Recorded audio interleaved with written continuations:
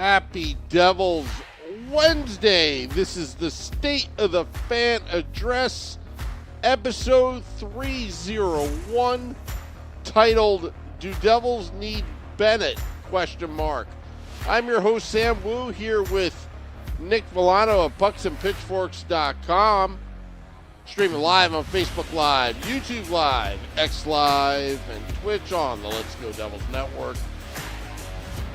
After a long hiatus, Nick, I needed to step away after the Devils got eliminated in the playoffs. Not because I was mad, but I knew it was going to be a long off season. Need to recharge the batteries, but we're back. We're back. And how are you, Nick? It's been a while. Oh yeah, it's been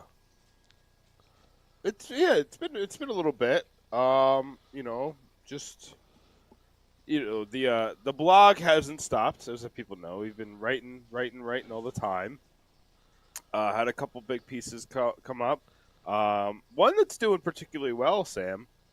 Scott Gomez, former Devils legend, two-time Devils legend.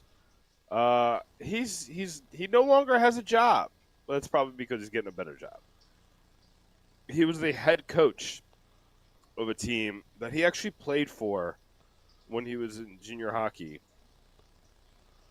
He went to be the assistant coach 2 years ago, became the head coach last year, but he stepped away. Now he's looking for a job. There's word on the streets he could go to the Chicago Steel in the USHL. So moving up the ranks, but that's a name to watch, Sam. That's a guy. A lot of people in a lot of circles really like Scott Gomez, and this head coaching experience is going to be important. I do think that there's a possibility of a jump. We're looking at Jay Pandolfo, right? He's a coach of Boston University, and he's getting. People are talking about him for NHL head coaching jobs. I think Gomez is trying to go the same route. He'll probably get. He'll probably jump from like the Steel to like, a developmental coach or something like that, like a lower level. But he, like Breland did, right? Or maybe he's an assistant in the AHL, and then like Breland did, he works his way up to an NHL assistant, and then there was word that Breland was interviewing for a job in the KHL. I don't think that's going to amount to anything, but it's you hear these guys, these Devils legends. There's a lot of them. John McLean's out there coaching. John Madden's out there coaching. We just talked about Pandolfo. There's a lot of guys out there, former Devils legends, who are. Oh, Kirk Muller, right? Is he coach or is he in the front office? He's either or he's an assistant. It doesn't matter. He's somewhere. So you got these these Devils legends are really making the rounds, and obviously you have Brodeur in the front office. You have Bill Guerin's in the front. He's the GM of the Wild. Pat Verbeek is the GM of the Ducks. There's a lot of Devils around. Well, yeah, and then I always wonder where former Devils coaches go, like where Elaine Nasreddine is right now, or even Nasreddine's in Dallas, isn't he? Yeah, I saw him on the little clipboard. Making some plays, or even Peter DeBoer has had quite a bit of success, especially those Game 7s. And if Dallas can get to a Game 7, wouldn't that be something? Peter DeBoer in a Game 7. Yeah, they're down 3-1. And I don't think Edmonton has lost a home game this playoffs. Yeah, this Edmonton's tough. This Edmonton team is kind of a wagon. Yeah.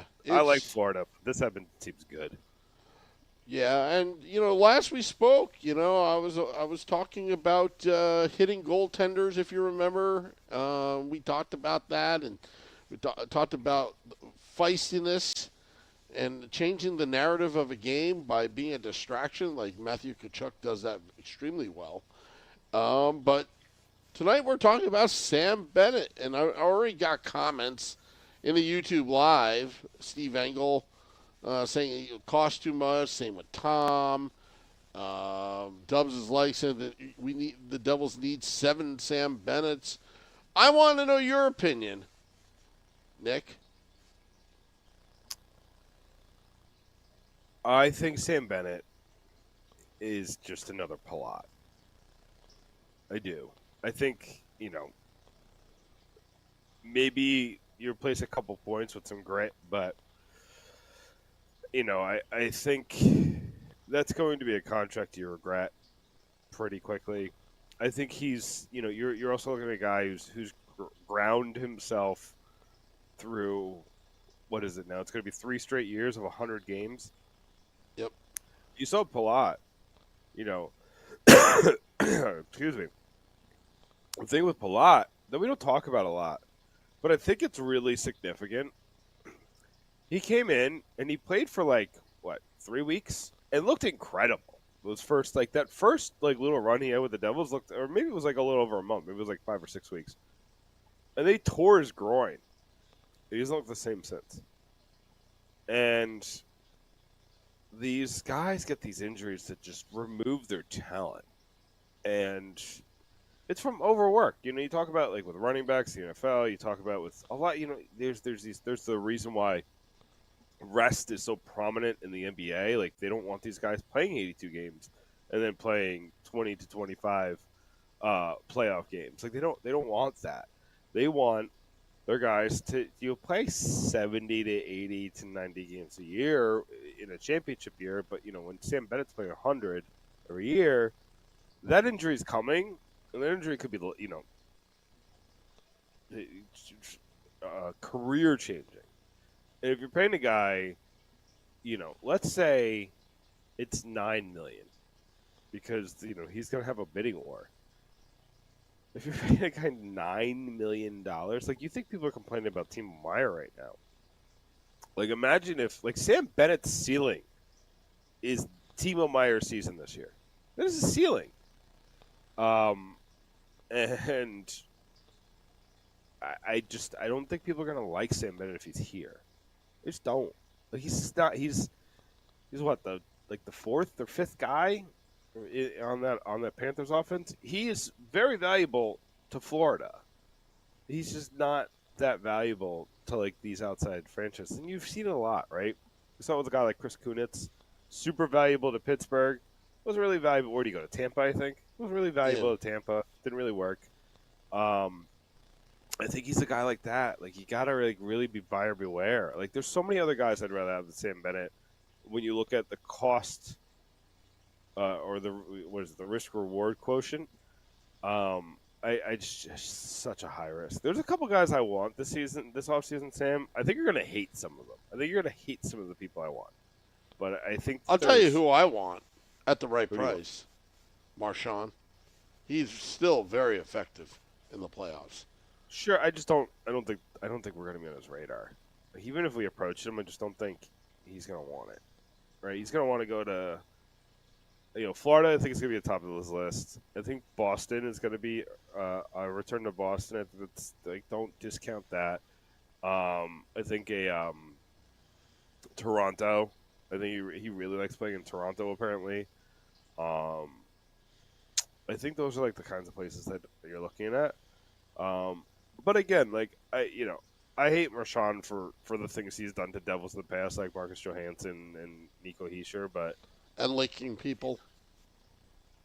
whatever. That's just antics and dumb. Whatever. I don't care if you're dumb. It's silly. But I don't like that he's headshot artist and things like that. Those are the things that actually whatever. I think there's a non-zero chance, Sam, that they go after and they try to get Pavel Zacha back. I think that he's available. I think he fills a need. I think there's a way that you come out of this offseason. You don't spend to the roof. I know they paid Zacha more than he's worth, but there's ways you can work around that. But I thought it would be funny if you because somebody brought up a good point.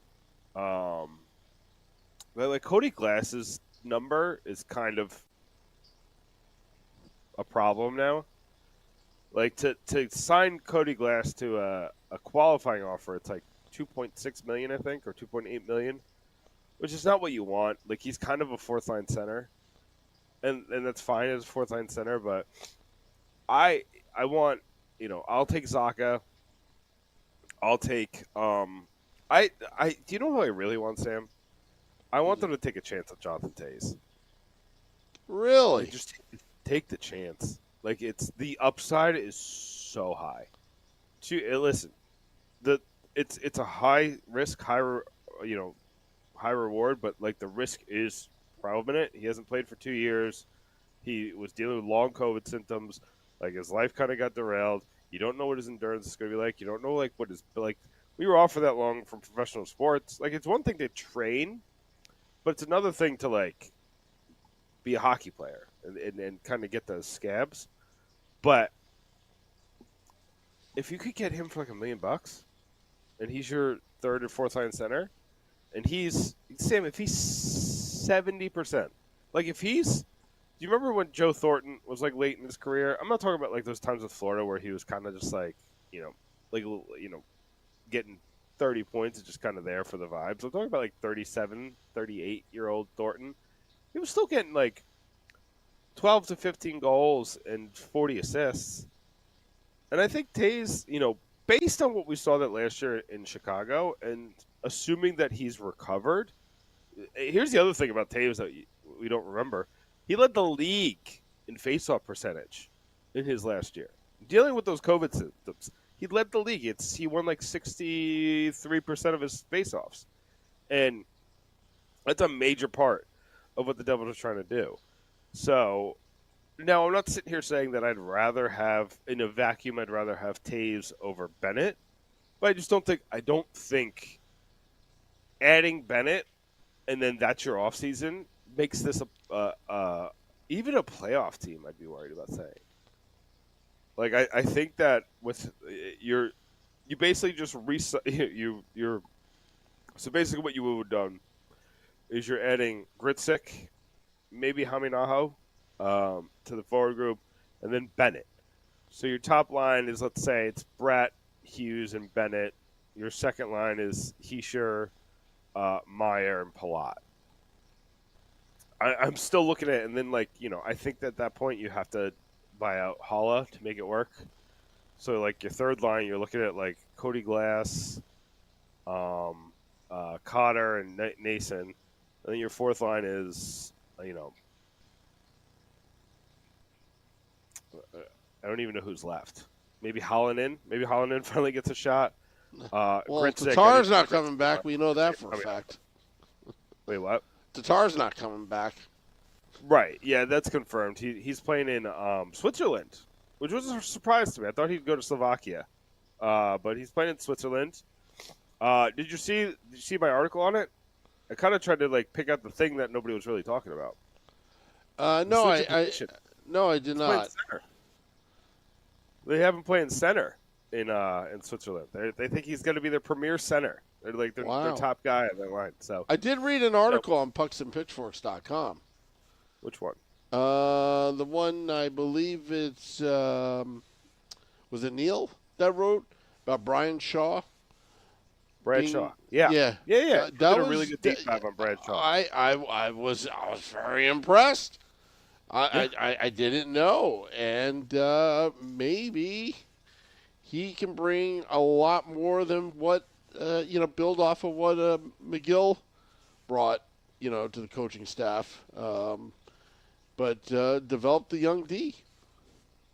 Brad Shaw's a great coach, and he's been doing this a long time, right? He's not a guy who just got he's in his 50s, right? I think he's older. Yeah, and I think he's older than Keefe, ironically.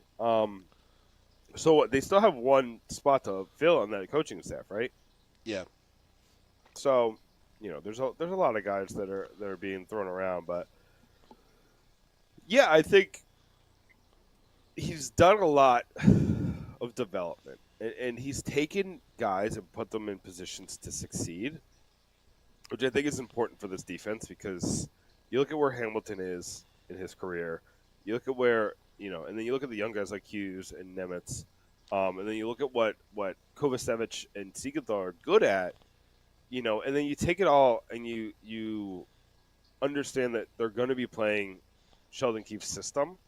Which Sheldon Keefe has a pretty strong system, so you're not going to bring another guy's system in, but you're going to try to get those guys to develop within that system. And I think Shaw has done that in the past. He's shown that he could do that really well. I think it's a slam dunk hire. Like, it's such a good hire. And it's great that Keefe can pick his own guys. You know, when Keefe that was came, our thing last year. Yeah, and like he had inherited so much. Yeah, and you know, I think that's just one small piece to the puzzle. What I also thought was interesting. Did you watch the Worlds? United States winning for the first time in 92 years. That's crazy because this happened. This isn't like an Olympics. This is a yearly tournament. Yeah, that's crazy. It's crazy, but Team Switzerland, led by Timo Meyer, Nico Hischier hurt, Siegenthaler, you know, on the blue line.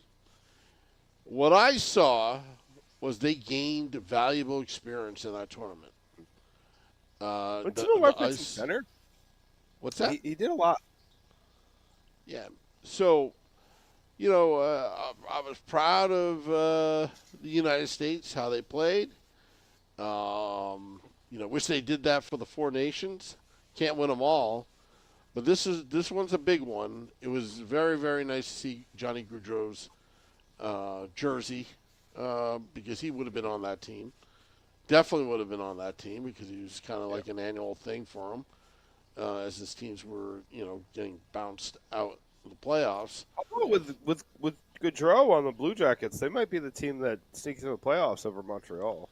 Yeah, but that's a big what if. They were really riding that emotional story all season, so you never know. Like, you can't really do a what if there, but he's probably on the team. You know, very proud of Team USA. Also, you know, I know this sounds bad, but I love streaks. You know, and every year I'm just waiting for a Canadian-based team to get knocked out, and the Stanley Cup being awarded to a U.S.-based team. But Edmonton is holding on. I am rooting against Edmonton, but again, they're a good team. But Stuart Skinner was their downfall last year. Stuart Skinner was their downfall the year before. I'll tell you a reason why I root against Edmonton, and I think a lot of fans feel the same way. The amount of first overall picks they had in such a short period of time was just absolutely disgusting. And then when they got Connor McDavid, it's like, and you're still losing, but now they're winning. Yeah. But it's just, and that's why I root against the Edmonton Oilers. I mean, it first started with the Taylor Hall, right? I think it was the first overall. It was him and then Nugent Hopkins. And there was Yakupov, and then somewhere Draisaitl was in like the top one of the top picks, but not the top pick. But still, it was disgusting. It was just bad, you know. And you know, here's this team that has all these young studs, and they weren't going anywhere at the time. And then they were gifted McDavid. Yeah, I mean, listen. I'm curious now when he was drafted, Draisaitl. But I think 2014. Was it 2014? Thought it was 2014. I'm pulling it up. 2014, third overall. Yeah. So it's another really high pick. I didn't realize he was that high. I thought he was okay. What an interesting draft. Because there's a lot of what if. Like the top four of that draft is all playing right now. It's Aaron Ekblad, Sam Reinhart, Leon Draisaitl, and Sam Bennett. That was the top 4 of that year. What a uh, really good top 4. And here's the funny thing. So, like, obviously all 4 of those guys are really good. Draisaitl has 300 more points than any of them. Reinhardt has 619 points. Draisaitl has 956 already. Draisaitl is a specimen. I remember when Draisaitl was reportedly available. And this was probably just internet rumors, but there was talks that before he signed that big contract that, like, you could get Leon Draisaitl for the right price. Now, the word was, the price is going to be like, Nico Hischier or something. You know what I mean? But, like, Yep. you look back at it, you're like, oof. Like, I love Nico Hischier, but Leon Draisaitl is top 3 player in the league. And develop into, it's hard to do that right now. I'm trying to, because it's probably McDavid, McKinnon, McCarr are all up there. And then there's just a bunch of other guys, like, with Draisaitl. But, yeah, I'm with you, though. I root against Canada every time. I loved listening to Steve Dangle after the Maple Leafs lost. It was super funny. I think fans love meltdowns. Yeah. What's not to love? I know. And the Toronto's good for one every year, right? Like, Toronto just does it. They do it a different way every year, but it's the same result. It's always a meltdown. And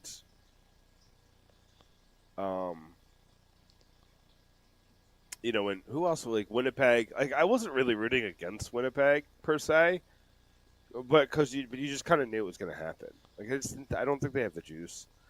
Well, let me ask you this: what do you think of Ehlers from Winnipeg? Is that a guy you want to target? No. He's going to get big money too.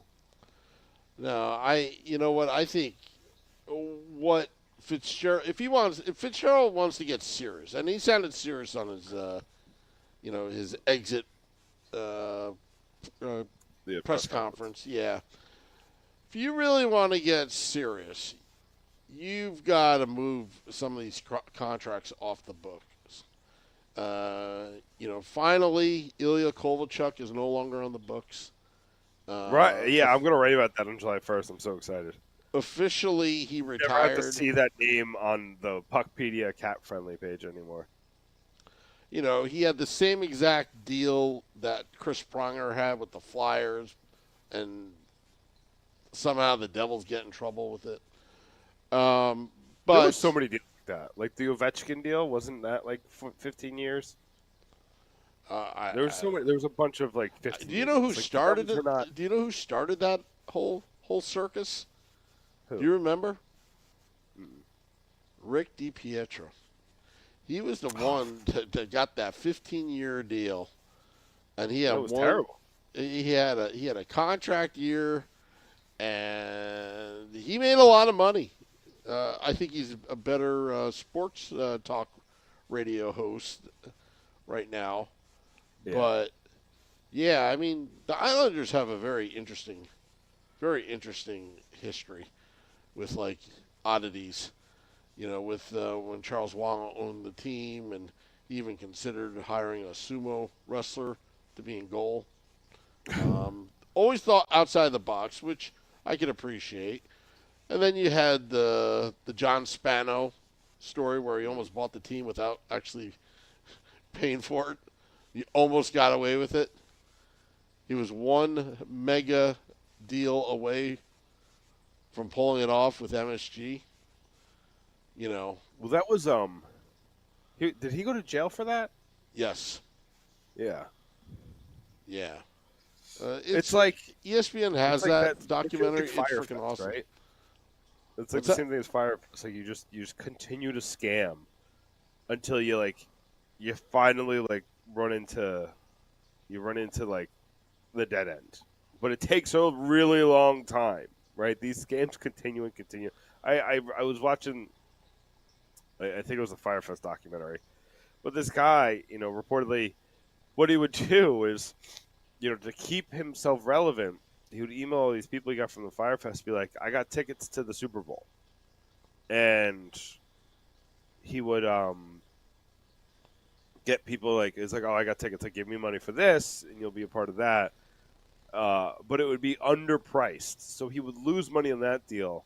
But what he would do is he would pay market price for the Super Bowl to stay relevant, lose money on that deal, but then be like, "Oh, but I got tickets to the Victoria's Secret fashion show." He didn't actually have the tickets; he had to scramble to get them, and he's like, "Oh, I got tickets to the Grammys," like these like once in a lifetime events, and these people would bid on these things. He'd get all this money, but then he'd lose money because if they could just go out and buy them, they would. It was just like it's the way that scammers' brains works. Do you know who went to jail for that?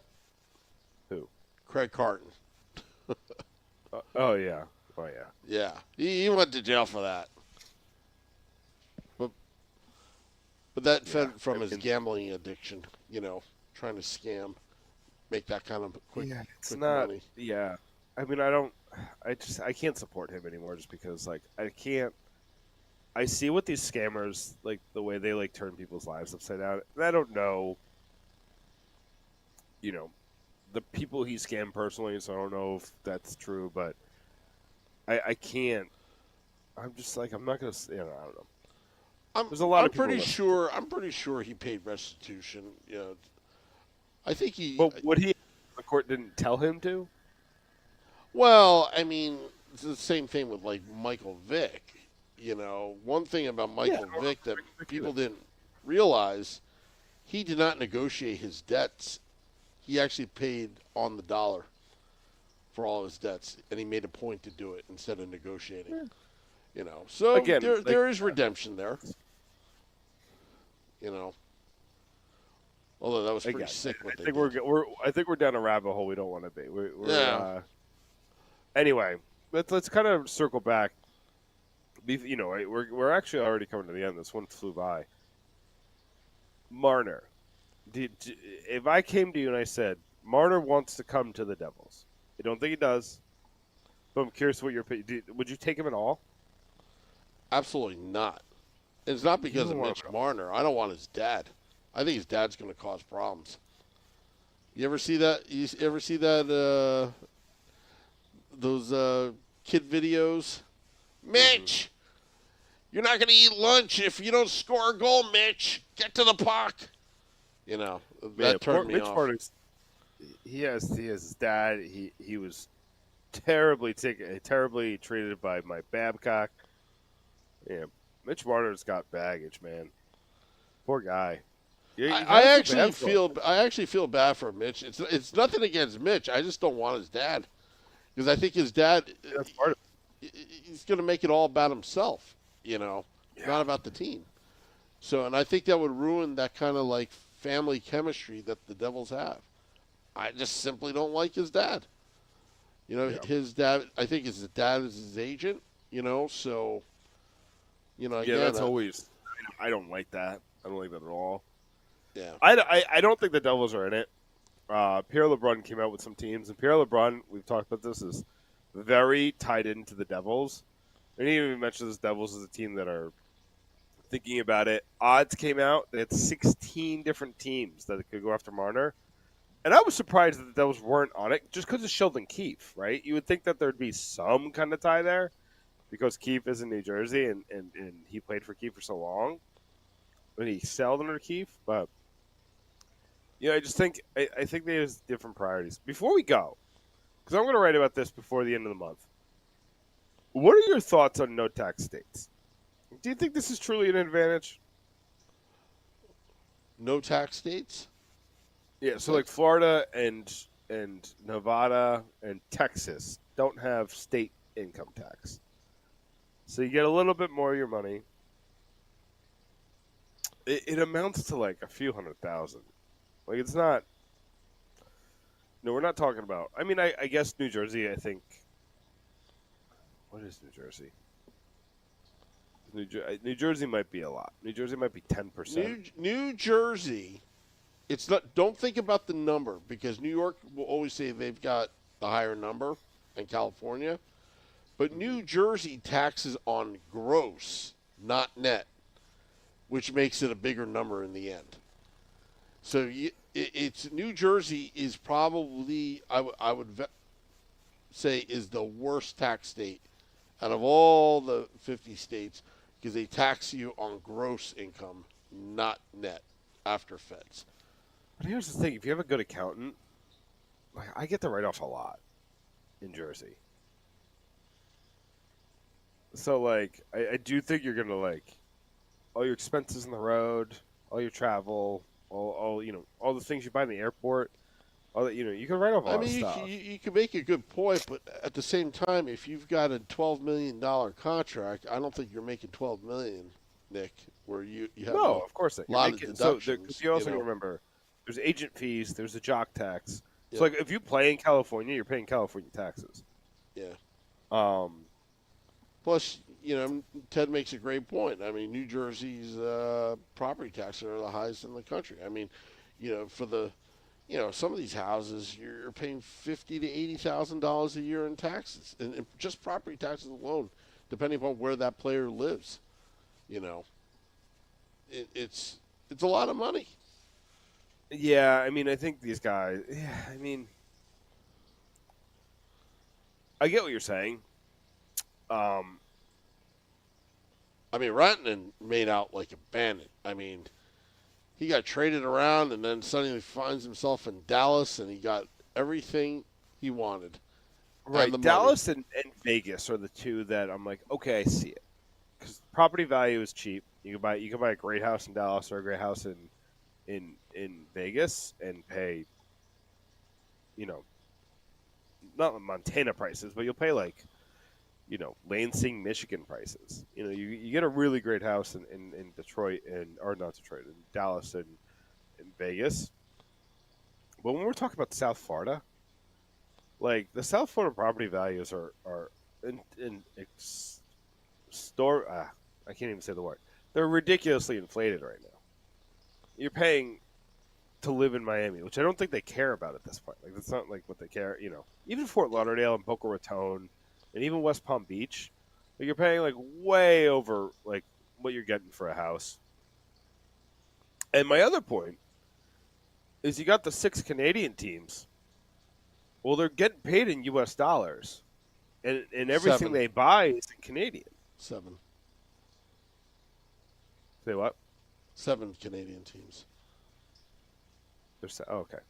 I must have forgot Winnipeg when I was thinking of them.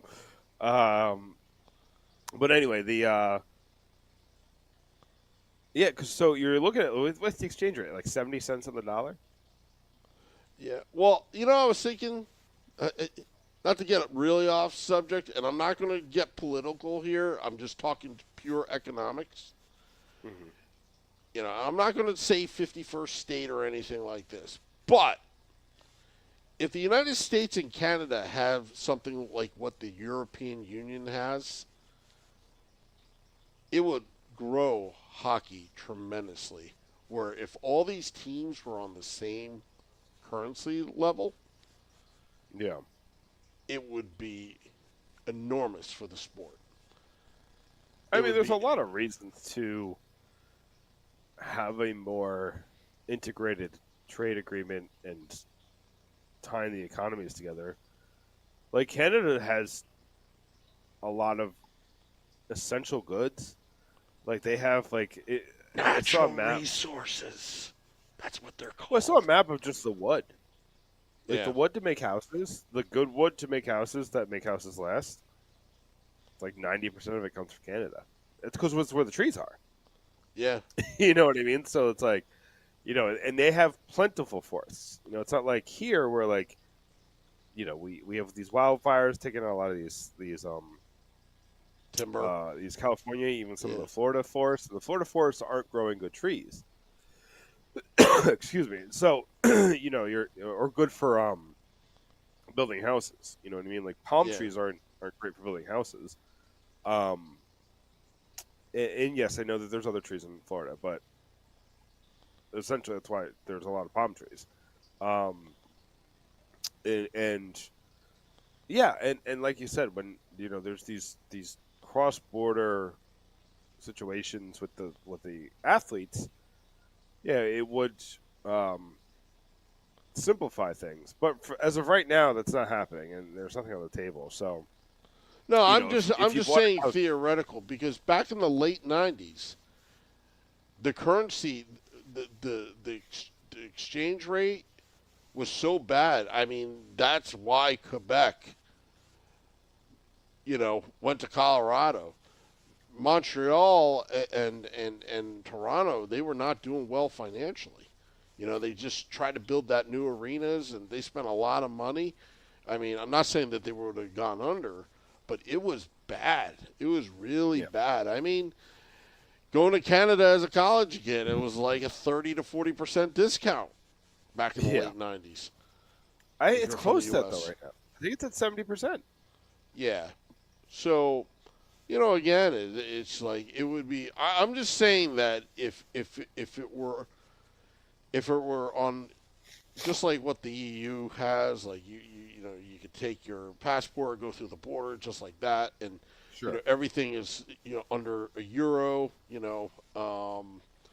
with the currency. I think it would grow the sport tremendously. I think a lot of these Canadian teams, a lot of players may want to play in Canada if the economics was on a level playing field. I mean, look, Quebec has the worst taxes as well. I mean, they got regulations. They've got everything there. Um, yeah, yeah. I mean, and that's the thing is that like Canada has a lot more regulations than U.S. I Yeah. don't know. I imagine that impacts the team, right? That impacts a lot of their bottom line. So, you know, I I, might be I wanted in Canada, by the way. well, I might be desired in Canada. I'm just kidding. Yeah. No, I didn't um, pay a parking ticket in Montreal. I gave somebody money to pay it for me because I tried to pay online and I couldn't because I needed a Canadian address to pay.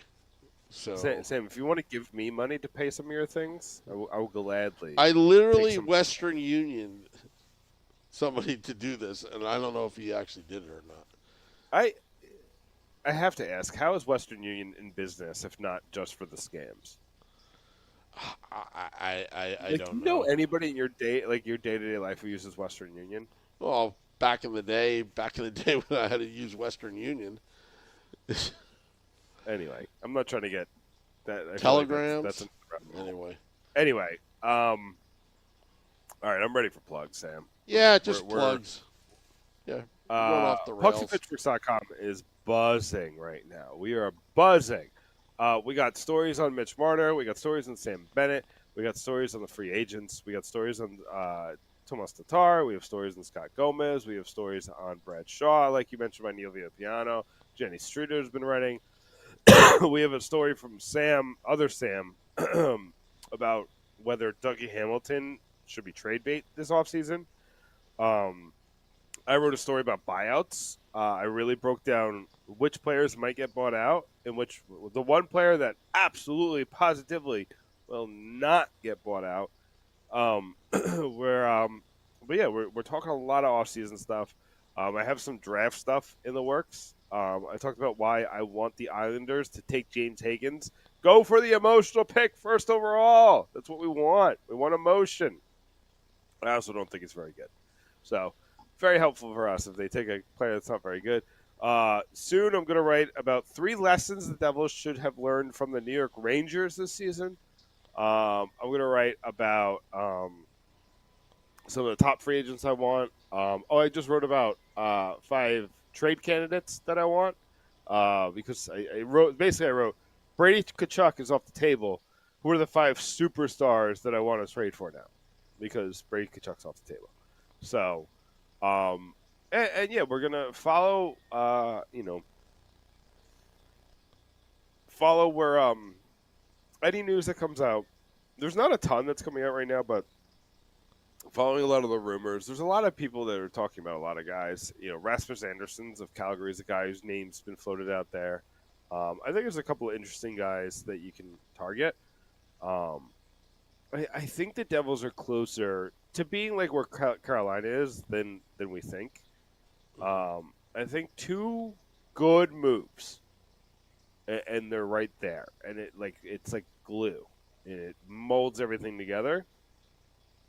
Even with and that's understanding that you could lose one of Nico Hischier or Jack Hughes. I just think you need I would love if they sign Taze. I really that's the one thing I'm like, just do it, man. Just go for it. It just makes too much sense. And then make a couple moves. Oh, before I go, what are your thoughts on Paul Murray? Do you want Paul Murray back? Absolutely not. I just think he's old, man. I don't like second tour of duties with players. The only time I accepted it was Claude Lemieux. Yeah, Claude Lemieux was good. I liked the Shanahan. I thought that was fun. It was fun. It was, you forget that he was back for a year. Right. He was wasn't almost even a full year, non-existent. right? Didn't he come in the middle of the season? I don't remember. No, I think he was in the beginning. I just don't think he played much. He was fine when he played. He Yeah. wasn't terrible. But yeah, you don't remember because I think they got bounced in 5 games. I think it was the year they lost to the Flyers or something. 5 games. I thought they lost to the Carolina Hurricanes. Was that year? I think it may have been that year where oh, we got the lead with 3 minutes left in the game 7. Oh, let's go party, and then then it went downhill. Man, Sam, I was watching the Knicks that game 1, and I was like, I've been here before. I'm not confident, and they lost. You know what? They wear the similar. same team colors as the New York Mets. And when I saw that ball go up, I was like, this is another Mets moment. And then it went down. Yeah. Ugh. Sad stuff. Oh, well, there's always next year. All right, Sam. Well, no, That's wait. my There's part. still game 5. I'm waiting for the tickets to drop a little. I might go tomorrow, but it's got to meet that threshold. I check every hour. You have a pretty high threshold. I don't play in the Sam Wu waters. What my threshold? Well, Yeah. my threshold is how do I with I base it on I have my own little analytics before we go. It's one of those peak life moment. Is it worth the money? And I think it's more of will that memory last a lifetime? And if it does, I'll pay top dollar. Like that Four Nations, no regrets. No regrets whatsoever. Going to that Mets game with a Lindor grand slam, no regrets. I will, for the rest of my life, I will remember that moment. And I was dressed as I've been on the other Grimace. side. I've been on the other side where I went to Yankees-Phillies game 1 where Cliff Lee just shut the Yankees down. I think they scored 1 run on a dribbler, and then they lost 6-1. So there's the other side where you're just and it was raining, it was plotting. Oh. I get to say I went to the World Series, but well, let me tell you, if I told you the Chris Bassett story, Game 3, Mets, I forgot who they were playing. Along the way, a big rock hit my windshield, and I already knew we were going to lose. And that's when that guy, they played the Padres, and that was that guy, Musgrove or something like that, or Musgrave. Yeah, that was cheating. I could see the wax on his ear from the stands. Anyway. All right, well, that's enough. But we're just making a little small talk because it's the off season. We haven't seen you in a while. Yeah. Yep. Anyway. Well, Nick, I'll go to pucksandpitchforks.com tomorrow to catch up on my articles. I'm going to write 3 articles tonight. Awesome. I don't know what they're going to be yet. I'm going to write them. Awesome. I'm going to do it. We're going to drop the podcast at midnight. We're back. Sunday edition will be back as well. So keep it here Till next time, let's go Devils.